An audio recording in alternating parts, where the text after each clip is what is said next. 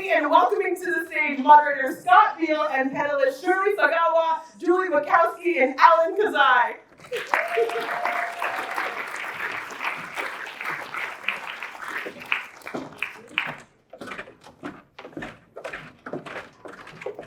Thank you, Nicole. I told Nicole I was not going to go on stage. I was not going to go on stage unless she raised $3,000. She's like, we'll do it. We'll do it. I will do more than $3,000, Scott, because this panel is going to be so good. That we'll have $1,000 donors after this panel is done. What a great community, what a great opportunity, what a great space, what a great topic, what great panelists, what a great MC, what a great organization, what a great moment to be together. I'm so excited to be here and to be a part of this panel. We have all-star, ridiculous panelists up on the stage with me. When I first saw the list of panelists, I thought I was going to moderate the conversation for the Hall of Fame of National Service Leaders. They were going to get inducted. We were going to retire their jersey or something. But they're all still actively working and making the world a better place. But I'm just really thankful for Nicole's very nice introduction, for the NPCA's opportunity to be here. I also want to join the NPCA and what was said previously, but thanking the Carnegie Corporation of New York for sponsoring this panel, and frankly for all the work that they do on national service. Right now, the foundation is working to reduce political polarization through support for issues that Carnegie considered most important: education, democracy, and peace. I'm a fan of education, democracy, and peace. And that includes a new initiative focused on state and national service, which Alan Casey is helping to direct. I just really want to say how important this topic is in this moment, in this time. We're living in a time of what feels like great despair. And in a time where there feels like there are just so many challenges. And often not even enough of the solutions or heroes to address those challenges, and sometimes the feeling of a lack of creativity or opportunity to address them. But a mentor of mine, a mentor of many on the stage and in this room, Aaron Swafford, used to say something like, that sometimes what we lack is a failure of creativity. That even in times that seem quite dark, where the challenges are so great, with innovation and opportunity and entrepreneur and a willingness to keep fighting, we can create lasting change, even in times that feel so difficult. So I believe that we are in those difficult times, but in those times of opportunity now, and reimagining national service is one of those solutions, and on this stage are some of those heroes. We have on the stage here Alan, Shirley, and Julie. Their brief bios are in their books, but Alan, it's not mentioned in the book, but is the founder of Civic. Shirley helped found AmeriCorps, and Julie's the managing director of the National Museum of Center for Service. Shirley asked me to mention that her title's a little bit off in the book. She's the former president and CEO of the Service Year Alliance, not the current, and she's a current board member of AmeriCorps for just a few more months. In my mind, Shirley's title is, godmother of the national service movement, but that didn't seem to fit on the business card, or maybe that title was taken. But I'm really excited to have all of you on the stage here. I promised that we're going to create some time for questions from the panel, so we tried to create a Google form or something, QR code. I'm really just looking at my own picture up there. It's kind of nice. There we go. That's actually what I'm looking at. So take a picture of that, and I will make time for questions if you have the questions in your mind after we get through a couple initial questions going here. Okay, so let's see. I also forgot to print out my notes, so I'm doing it, trying to pretend to be young like Nicole and read the notes off my phone. Hopefully I'm coming across very young with this lack of printer preparation. But let's get started. All right? People didn't come here to hear me wax ineloquently. So, Alan, let's start with you. What does national service mean? I'm sorry. I'm actually not starting with Alan. We are now. We're going to start with Alan. So when we just start with some opening remarks, Alan, and Julie and Shirley, what does national service mean to you now, and kind of what do you see of the state of this, the world that we're in? Yeah, go for it, Alan. Good afternoon, everyone. It is fantastic to be here. I was talking with Shirley. The energy here is so great. It's great to be in a group that has such positive energy and is committed to making change. I want to thank Dan Baker, who's doing such a fabulous job leading our PCA, for inviting me, and also want to acknowledge Carol Spahn, who I'm excited to work with Dan also at More Perfect. She did such a terrific job as Peace Corps Director. So thank you. Yes, let's hear it.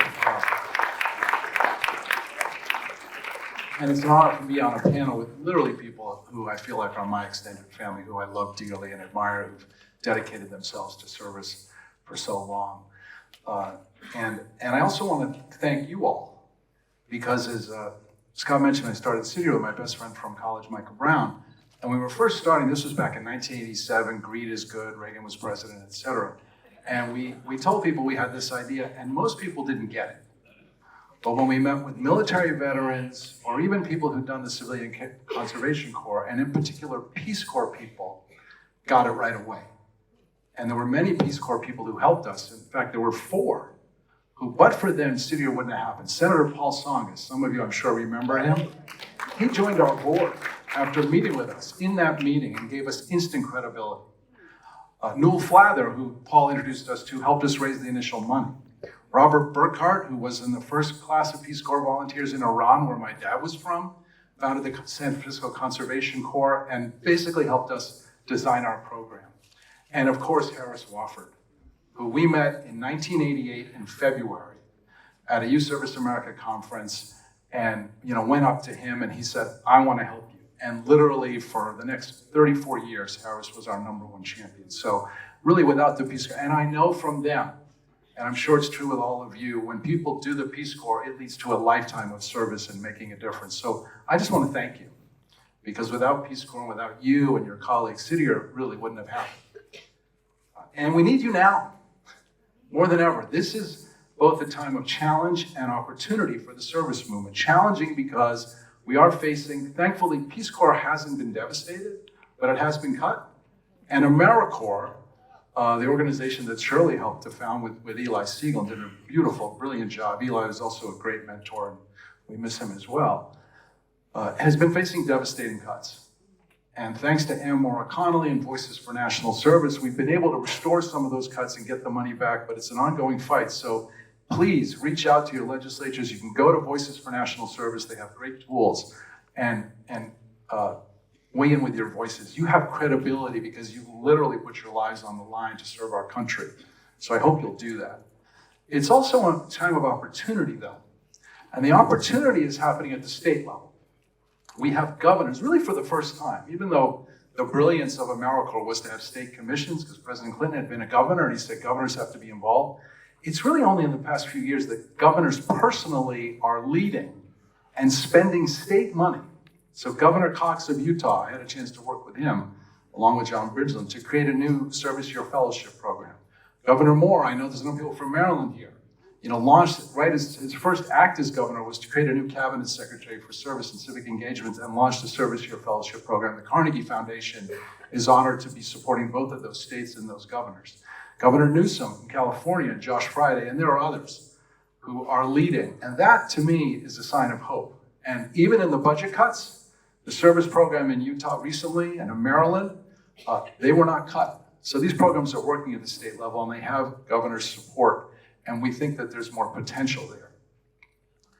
I am working at Carnegie with Noel Peratt, who's in the back here. There's a real commitment there by Louise Richardson to develop a new strategy for national service in our country.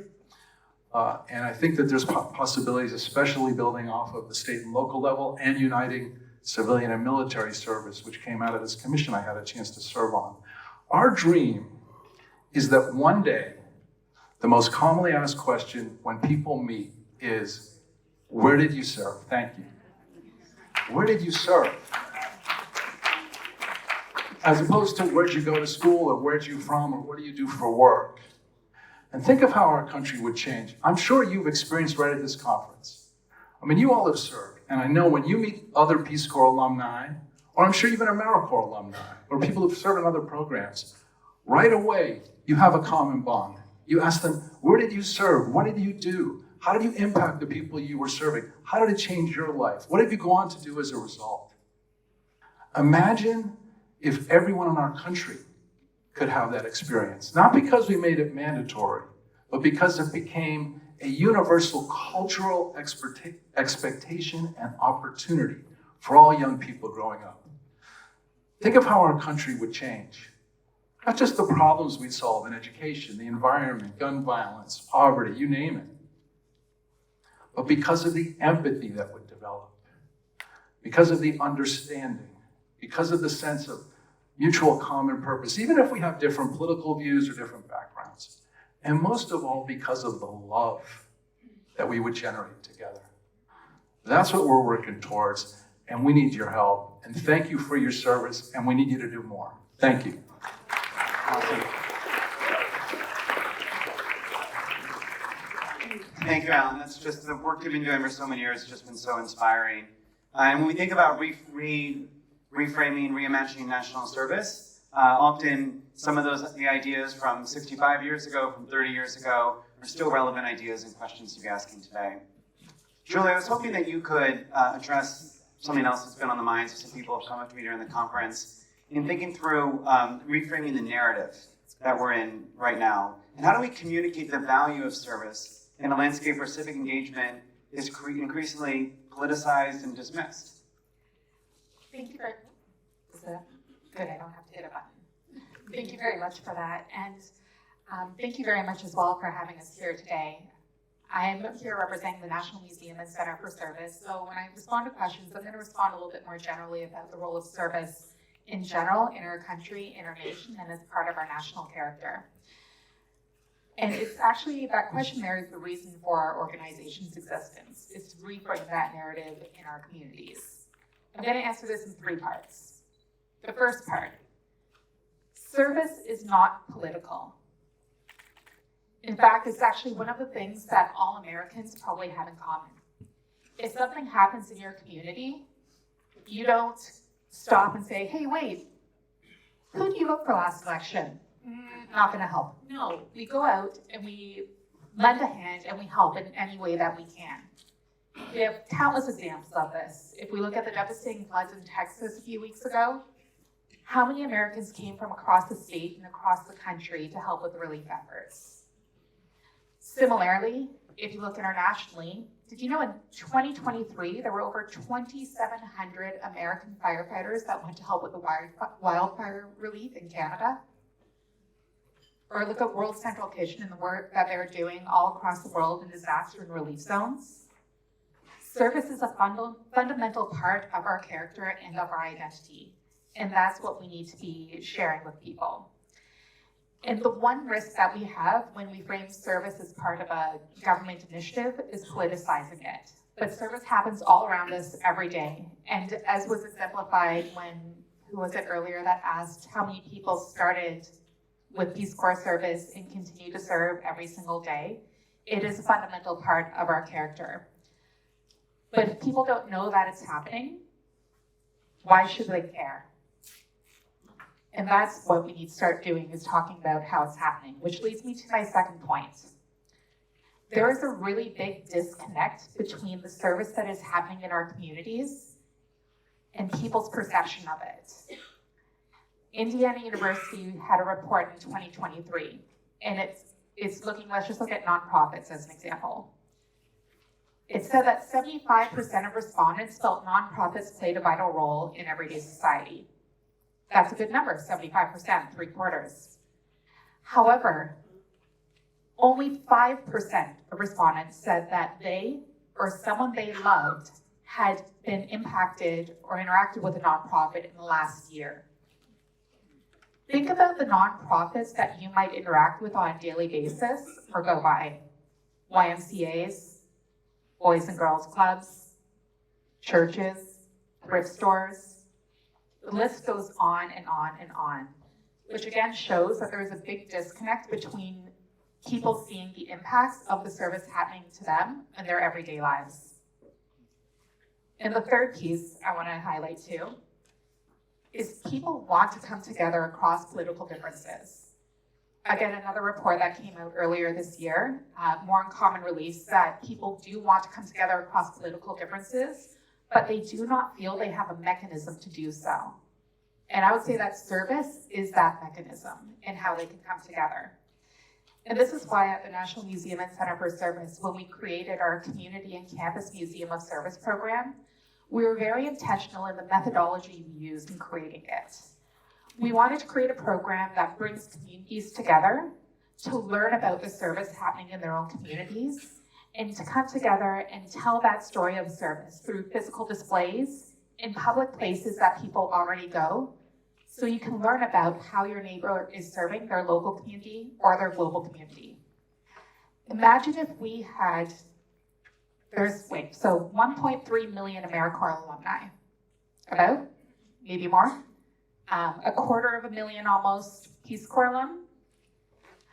Imagine if those stories were told in every community across the country where people could see their neighbor, their friend, learn about how they're serving or how they have served, both locally and globally, gone on to lead that life of service, and were invited to participate. That's the vision of the National Museum and Center for Service, to be telling that American story of service in all its forms, not only centrally here in DC, but in every single community across the country. And we'd love for you guys to help. Awesome. Thank you. Thank you, Julie. I think every community to a certain extent faces this risk, but including the National Peace Corps RPCVs, is that too often we tell our stories to ourselves, and then maybe to our kids. But the importance of making sure that the story can connect with people in our communities, in our churches, in our schools, and that so more people know the impact of service on our lives can have on theirs and their communities. For a lot of this to happen, surely there need to be strong policies and programs that are there to support this vision, to support this narrative. And you've been at the forefront of developing policies and programs that supported national service for many years. I was hoping that you could reflect a little bit on what policies or coalitions are needed to protect and fund and modernize national service, and some of your perspectives on where we are now and where we're going forward. Thank you. It's just an honor to be here and so impressed with what you all have done, your service and your continuing commitment to the Peace Corps, and I hope the whole service movement. So I'm grateful to be here with my colleagues. Ellen's much too modest.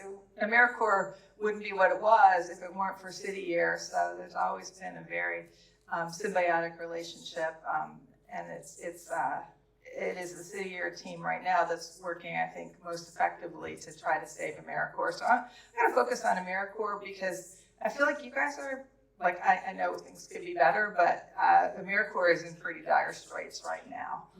And it was founded, I mean, I drafted the legislation in 1993. I know, it's a long time ago. And there was, the vision behind it was sort of three things. One was that it would get things done, and that those things that were gotten done would be determined largely at the local level, and that's absolutely been true. And I've just been blown away by the things that have occurred in communities, institutions, service programs that wouldn't have happened. You know, people are getting fed, people are learning, people are not alone. There's so many things that have happened as a result that won't be happening if AmeriCorps goes away.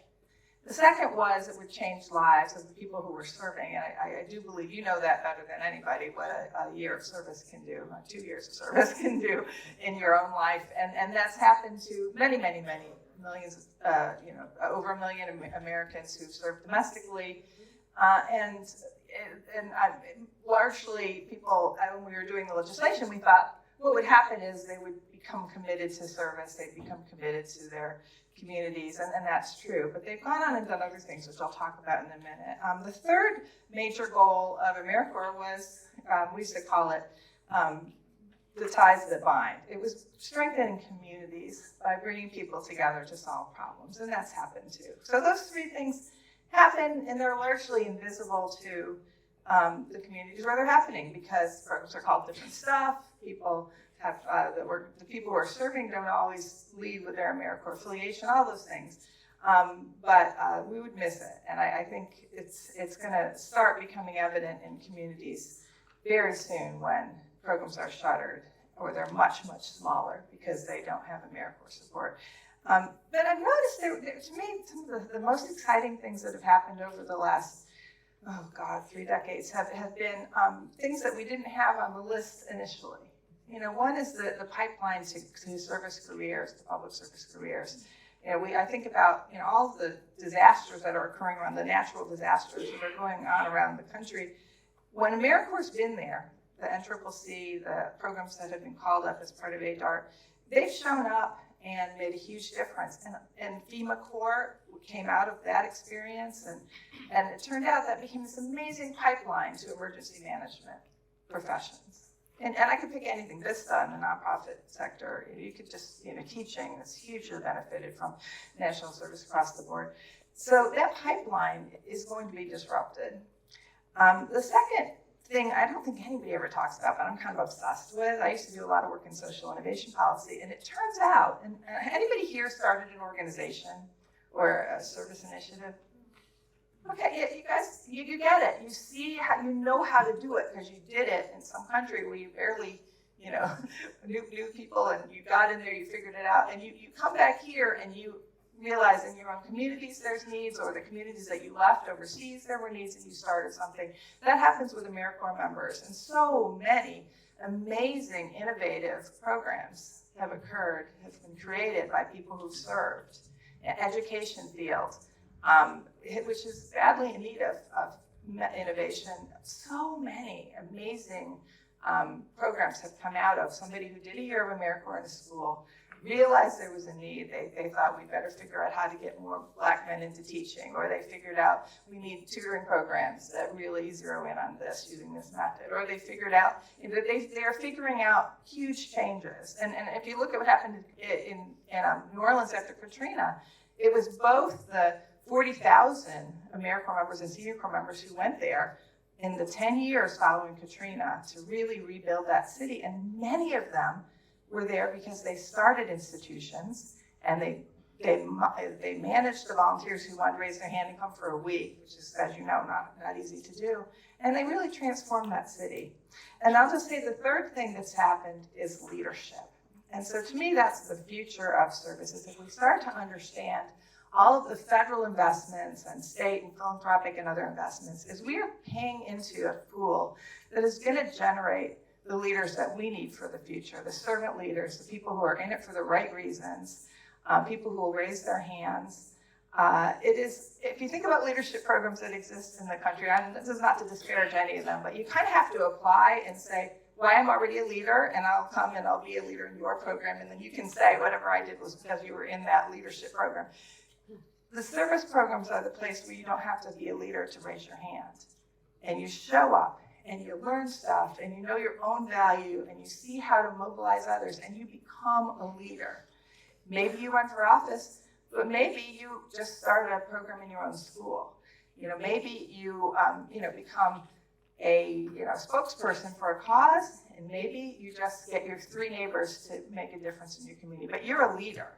And I think that that's how we have to start thinking. This is the largest leadership program, and it is the one that you can join without already being a leader.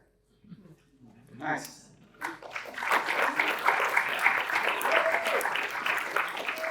Michelle, you were talking about how AmeriCorps is not, in some cases, well known, even though it's a larger agency with more people who have gone through it. And some of that is because there's different names of different programs, from City or to Teach for America to Vista. And I think switching from Corporation National Service to AmeriCorps helped that a little bit. I don't think AmeriCorps Vistas get tattoos as often as Peace Corps volunteers do, but there still is a great amount of love for those alum and the leaders and the entrepreneurship that comes out of that. I think one of the other advantages of AmeriCorps is that you have, it's not necessarily an incubator of entrepreneurship, but different programs come forward and are developed over time. And the Peace Corps has had the same program primarily with some innovation for 64 years. But in Allison's speech this morning, for all those of you who were here, which was most of you, Allison really leaned into the ways that the agency is innovating in today's difficult climate. Just to take a moderator's privilege here and answer the same question I asked you, policies and programs.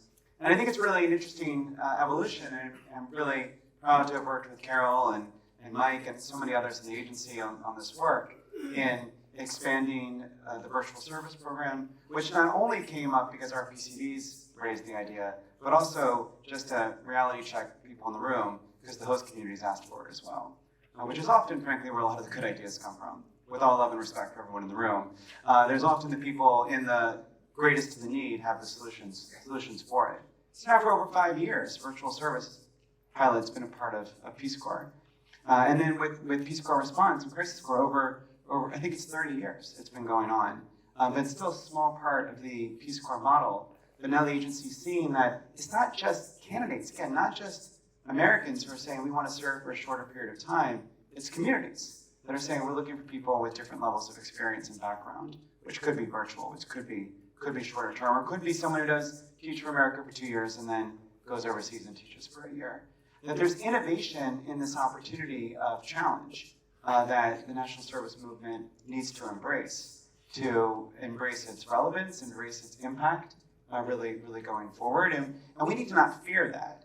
We need to not fear that as a community or fear that as a country. But really lead in to say, yes, like we need to reimagine what is possible, not because what existed before is not still quite powerful, but because we need to evolve to a changing world, to a changing country, and make sure that the service movement is relevant to our political leaders, national and state, to young people, to the world that we're serving and partnering in. I want to encourage folks to, I'm not even asking for your money. I'm just asking you to, or we could put up that other one. We just get Nicole back up here and we'll go raise some more money. But we'll get some more questions. I think we have 1 or 2 questions that have come in. Let me see what's here, but feel free to add your voice. One question here is about engaging young people. And this is something that I know for a fact. It's not just Peace Corps. It's also AmeriCorps. It's even the military. And it's not just COVID. There's been a lot of challenges engaging young people who seem skeptical or disillusioned to see service as relevant in their lives and their futures. Maybe I'll go in the same order or let other people jump in, but I can tell Alan's like on the edge of the seat. He's like, Alan, do you want to chime in on this one first? Sure, Scott. So I have a Gen Z daughter and a Gen Alpha son. And so I'm very present with this, and I continue to try to stay involved with a lot of young people and mentoring young people. And we have to recognize that for that generation, the world has completely changed. Certainly from when Peace Corps was started to when AmeriCorps was started 30 years ago. I mean, the nonprofit sector has more than tripled in size, for example. The social media, these devices, which are so beautiful and also so awful in so many ways. The mental illness, the social isolation of COVID, the addiction to social media, these companies that prey on our kids, the algorithms, the economic disruptions, the climate crisis, the gun violence crisis. But at the same time, what's fascinating, and John Della Volpe, who does the Harvard Youth Poll, who's a good friend of mine, has written a book about this. Gen Z is the most activist generation we've had since the 60s, creating March for Our Lives after that horrible tragedy in Parkland. The Sunrise Movement on climate change, on the forefront of the LGBTQ movement, Black Lives Matter. I mean, the voting. I mean, look what just happened in New York. Whatever your political persuasion is, the fact that young people were the #1 group to vote. When people say they don't vote, yes. Really inspiring. It shows that you have somebody who can connect and reach out and motivate them and volunteer. So I do think that we have to think about the service movement in new ways as well. For young people, we got to think about how we appeal to them, how we brand it. Even the phrase national service, frankly, as much as I grew up on that, I've been pushing it, doesn't really connect with Gen Z and Gen Alpha. They care about, they're very global citizens, but they want to act locally. They want to solve problems. They want choice in what they can do. So one of the ideas that both Governor Cox and Governor Moore have embraced, which Shirley really led on when she was head of Service Year Alliance, in which I was on this commission on military, national, and public service, created by John McCain and Jack Reed to look at how we expand service across the board, is this idea of service year fellowships, which essentially would give young people their stipend for their service, their post-service award, and also more variety. I I mean, we met with a lot of young people. For example, Shirley mentioned about the great career path. We met with young people who were serving in conservation corps who said, who did AmeriCorps, who said, I don't need the post-service award. I've been offered a job, but I need money to buy a car so I can get to work. So we've been looking at, and a lot of young people now, we have to think about how service, and it's okay to do well and do good, can appeal to young people and say, this is a pathway. This is a jumpstart on your career. We have to think about service apprenticeships. Service does teach many of the skills that employers in the 21st century, they need: teamwork, initiative, problem solving, working with people from different perspectives, empathy. You all know this from your own experience. AI is something else that our kids are dealing with. Something of like 5 million jobs are going to disappear for college graduates in the next 4 years. So why aren't we thinking about how we can use that, both training them as part of their service experience, but also, AI can't take care of kids in schools or care for our elderly or run an after-school program. So that's also an opportunity for service. So this idea of service year fellowships is give them their stipend, give them their post-service award, certify not-for-profits, communities that come up with plans. There's still a core element, but young people can choose where to serve with any not-for-profit that wants to host them, but they still work in groups either by issue area, education, the environment, fighting poverty, etc., or by geography. And it gives them more choice. And it's also a way to scale faster. As I said, there was almost no NGO world when the Peace Corps was created, and we now have 1.4 million not-for-profits in this country, as well as around the world. So I do think we have to think differently about how we're designing service. AmeriCorps is fantastic. We need it. We need to grow it. The Peace Corps is fantastic. We need it. We need to grow it.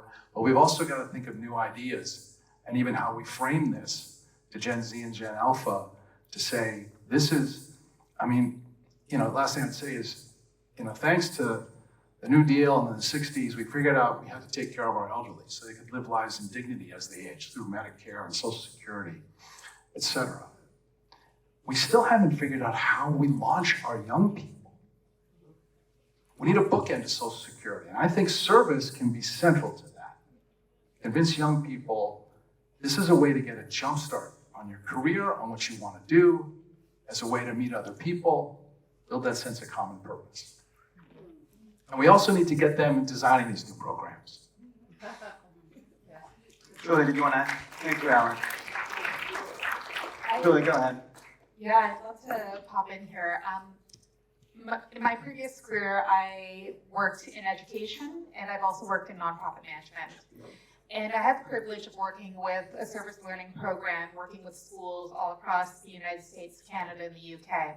So I was very, very fortunate to hear every single day the amazing stories and innovations that young people were coming up with to do good both in their local communities and their global communities. That was one of the reasons when I met our founder, former Congressman Brian Baer, that when he invited me to the National Museum and Center for Service, learn about it, volunteer, I said, this here is the missing piece to the ecosystem. I've heard people say, I'm concerned about our youth and getting involved. I'm not. Our youth are super passionate and super involved, as you said. We have amazing programs and opportunities for young people to get involved. There's education, curriculum, service learning is growing more and more and more in schools across the country. But for me, I felt the missing piece was elevating the role of service in our society into our identity as Americans, that we all recognize its importance. And that's where I said the National Museum and Center for Service for me is what I do want to join and want to promote. We do have a great ecosystem that's supporting service across the country. And service, I have come to believe, is a core part of our national identity. Repeat what our founder and my colleague says all the time. Service is a fundamental ingredient to our democracy. You can't have a democracy without people being of service to one another. If you look at the closing lines of the Declaration of Independence, we mutually pledge to each other our lives, our fortune, and our sacred honor. So it is a core part of what it means to be an American, and that's the ethos I feel we need to honor and celebrate and elevate to the level that we elevate other types of service or other things in our country. So to just kind of go off that I think there is amazing things happening. I think we need to elevate it. And I think we need to meet young people where they're at and ask them what they're looking for in terms of service. I kind of think that that's right on. I also think what Alan said is right on. And what's interesting to me is if you think about the 5 million young people who won't be able to find jobs because AI now has their jobs, and I believe this is happening not in 5 years or 10 years, but like next week. I have a kid who's looking for a job. Anybody need a software engineer? Come see me. I've got an amazing one. And also, what's going to happen to those young people? Well, they're not waiting for us to solve their problem. They're going to invent stuff. They're going to create their own businesses. They're going to, have like 6 jobs, but maybe have a better lifestyle than some people who are working one job. And a lot of them will be suffering because they can't figure that all out. And so if we can, leverage some of that energy and talent that's going to be, sitting, fallow while we have all these tremendous needs. I mean, that to me is the $20,000 question to date my age. But it just feels like, we have to look at this as a true opportunity. And what better field to do that than the service fields? And just like one small thing, just going back to your service learning point, I used to work a lot on service learning. This is a totally different argument, but it does feel to me like we used to have, you probably all done a science fair, or your kids have done a science fair at one point, and half the time the parents are doing the science fair, but it gets done and everybody shows up and like, oh, isn't this really cool? My kid invented a fish tank that cleaned itself, and I wish we had that now because, but what if the fair, instead of, science, great, do keep doing that, but what if there was a community problem solving fair? What if, that's something that every community, took on, asking people to come up with their solutions and to present them to important people, the mayor, the school principal, their colleagues in school, the young people themselves.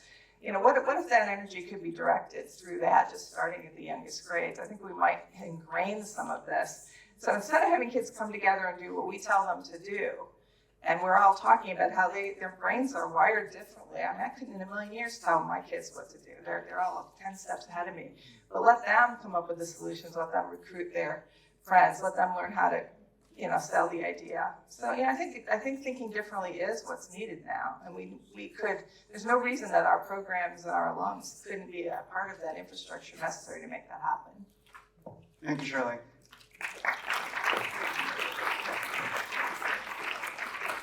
We had like 3 questions in here, and now there's like 17 questions in here. And now I just got the sign that we're supposed to wrap it up in the next 2 minutes, which is, so I'm gonna take some of these questions onto the Peace Corps Connect platform. I'll put some of them there with some answers also on my LinkedIn. Some of these questions we can have a conversation on the space there for people to reach outside of this room. But maybe I'll try to get a couple speed. Sure, there's a couple questions in here about what we can do to fight back the cuts on AmeriCorps, whether it's on the local level or nationally in our community. Some questions about AmeriCorps with audits in the past. There's a couple AmeriCorps questions in here, but I'll maybe take the more positive one of how can we concisely tell us how we can fight and win. Concisely, I think Ellen said earlier, go to the Voices for National Service website and sign up for alerts. And they are always on the money, and it is, I think that's probably the easiest way to get informed without having to jump through a lot of hoops. Alan, we got a question here about making service. Thank you, Shirley. I'm holding applause so I can get there a couple more questions. How do we make service more equitable and available to lower income youth and adults, particularly youth of color? Can I answer that too? Really Sorry. Go ahead, Shirley. Just because I'm on the board of the Core Network, and I have a feeling like I didn't mention them enough.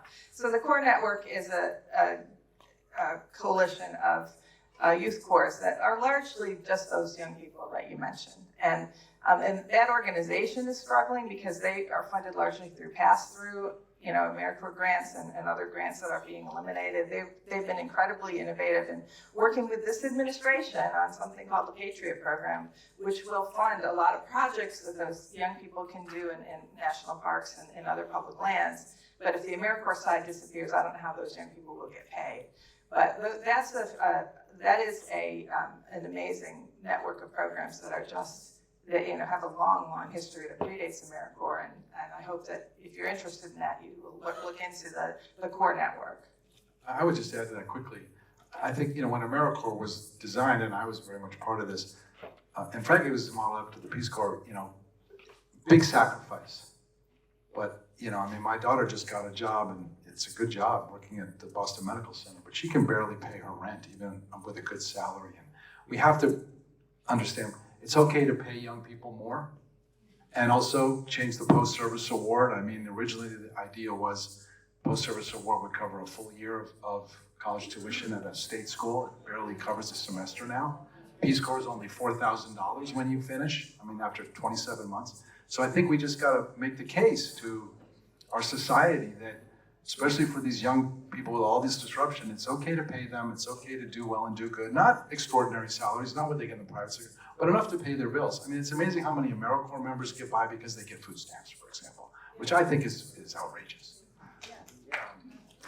We have a couple questions about universal national service.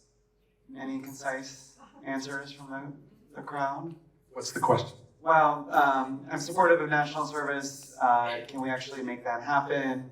Can you, well, it's spread out, but is there an opportunity for universal national service? Do you mean mandatory? Mandatory. So I'll quickly do this. So what we're trying to get to is a universal expectation and opportunity. And benchmark is to get to 1 million people to start. That'd be, you know, 1/4 of everybody who turns 18 every year. The truth, and people love to talk about mandatory national service. The truth is, if we decided today we wanted to have it, it wouldn't work because you'd have to have opportunities for 4 million people. So I also think that if we had the right incentives, if we actually paid people more, if we tied service to jobs after they got out, if people did get certifications, if it was more high, if they got preference in college admissions, or I love what JJ was talking about, get credit for your service, college credit, so that, you know, we should get behind that. I don't think, and if we inspire people more, if we just said, you know, this is something that society values, I don't think you need mandatory service. I think people would do it. But if we got to 1 million people, then we could decide, once we had an infrastructure, okay, this is really working, maybe this should become mandatory. But, you know, I think that I'd like to see us get to 1 million people and then have that debate. Can I jump in on that? Please, go on. And I think what you're saying is, I like that it would be an expectation of national service. It's the difference between an intrinsic and an extrinsic motivation. When it's intrinsic motivation, you now have created someone who is going to serve for the rest of their lives. And that's why I go back to, we need to change our thoughts and feelings and how we see ourselves as a nation. That service is a fundamental part of who we are. If we do that, then you'll have that intrinsic motivation to serve and continue on with that life of service. But I get worried when we start making something mandatory. There's been schools even with the there's been studies even with mandatory volunteer hours in schools, and a lot of controversy as to whether mandatory volunteer hours is how we should be approaching it, or should we rather find a way to bring that intrinsic motivation into young people to serve. So I like that we're creating a culture of a desire and a want for service. And we have to start with looking at that role in our identity as Americans. Okay, so we're going to, last speed point here, call to action. What, in really just a few words, what can we leave this room with to take from today's conversation? Shirley, we'll start with you. I would love to see this group co-convene with the alums of AmeriCorps and the other domestic programs, even on a small scale. Service Year Alliance is taking up the charge to do the domestic side, including actually service across the board, including Peace Corps alums. But I think that would be an interesting way to kind of move these conversations along in a more inclusive way. Excellent. Love it. Julie. My takeaway is go tell the story of service in your community in a public place where people already go, and invite people to come join and participate. And if you want to learn more about how you can do that, we have free resources and toolkits and are building a movement to really make service a central theme for the upcoming semi-quincentennial. So please Come talk to me afterwards, or talk to my colleague Linda, or visit 250andbeyond.com. Awesome, Julie. I love those ideas from my colleagues. I would add a couple quickly. One is, please go to the Voices for National Service website and try to, they have this great tool, you can contact your representatives. But also, there is real opportunity at the state level, bipartisan. More here, Maryland, Cox, Newsom, et cetera. But there are other states that are looking at this now.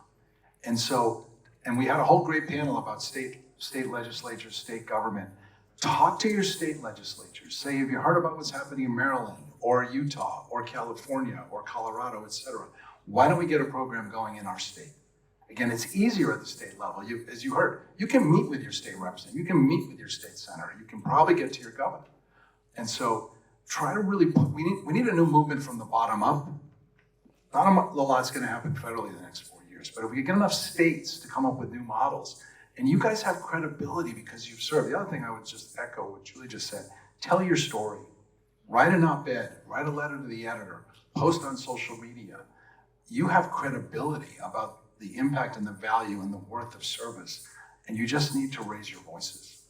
Yeah, and I just want to build on that by saying my call to action is, be proud of your service. And even in this time of despair and challenge, speak loudly for your experience and how it changed your lives and changed the lives of others. And when you're inviting more people to the movement, invite more people to this room, to this conference next year, to the MPCA, to your local groups, more people need to get involved to own this part of their lives, to encourage more people to get engaged. And when you're telling the story of national service, realize that your story is not going to be the same story as someone else's. And that the image of JFK's black and white photo is not going to be the same image that inspires young people. It's going to be the day in the life video that are on social media now for young people serving, or maybe it's AmeriCorps, or maybe it's shorter term, or maybe it's virtual, or maybe it's something else. But by calling people to serve broadly, as opposed to specifically to try to recreate your exact experience, is a way that we can expand the national service movement and fix so many challenges in our community and in our world. So thank you to this panel, thank you to the MPCA for this great opportunity.